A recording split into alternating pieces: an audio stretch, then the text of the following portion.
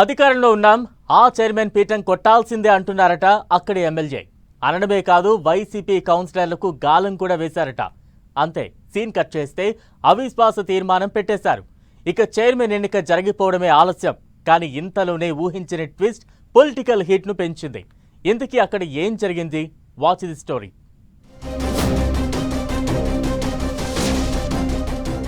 ఆసక్తికరంగా పార్వతీపురం మున్సిపల్ రాజకీయం.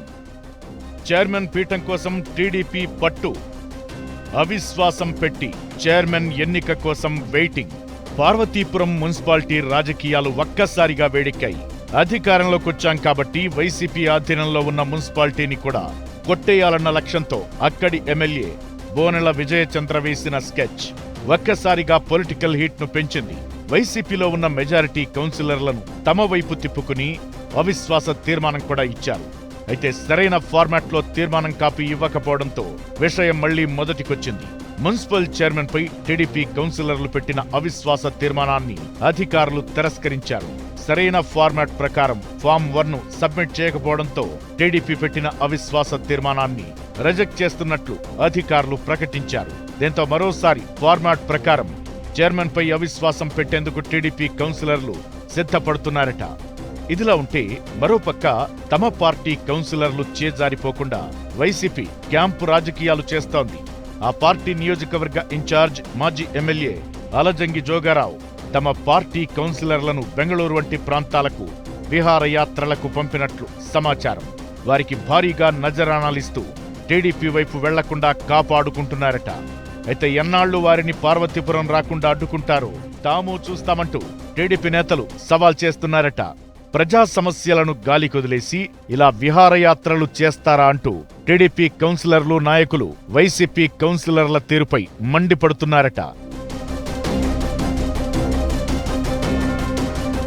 అయితే పార్వతీపురం మున్సిపాలిటీలో 30 మంది కౌన్సిలర్లు ఉండగా వైసీపీకి 21, టీడీపీకి 9 స్థానాలు ఉండేవి.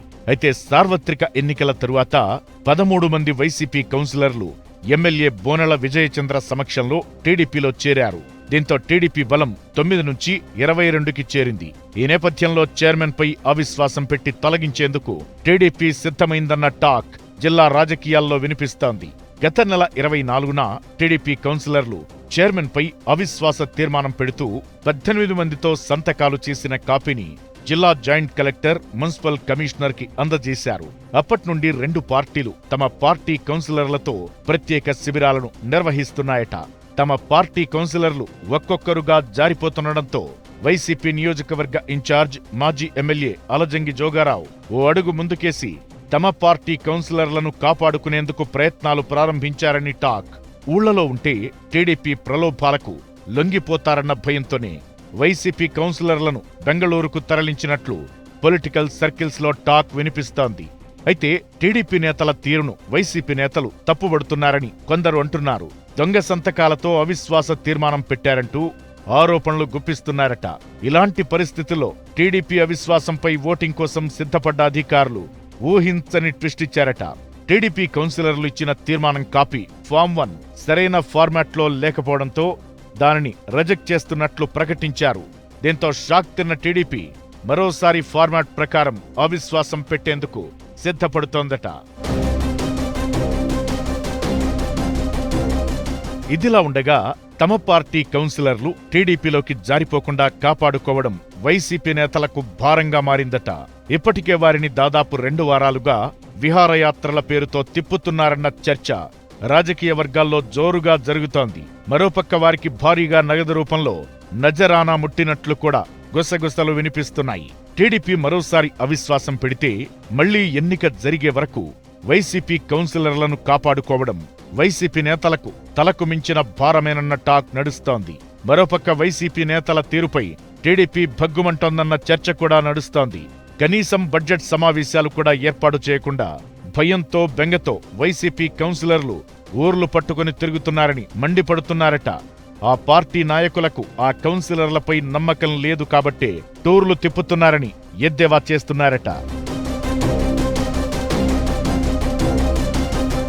మొత్తానికి ఎలాగైనా అవిశ్వాసం ద్వారా చైర్మన్ పీఠం దక్కించుకునేందుకు టీడీపీ దూకుడుగా వెళుతోందన్న టాక్ జిల్లా రాజకీయ వర్గాల్లో జరుగుతోంది.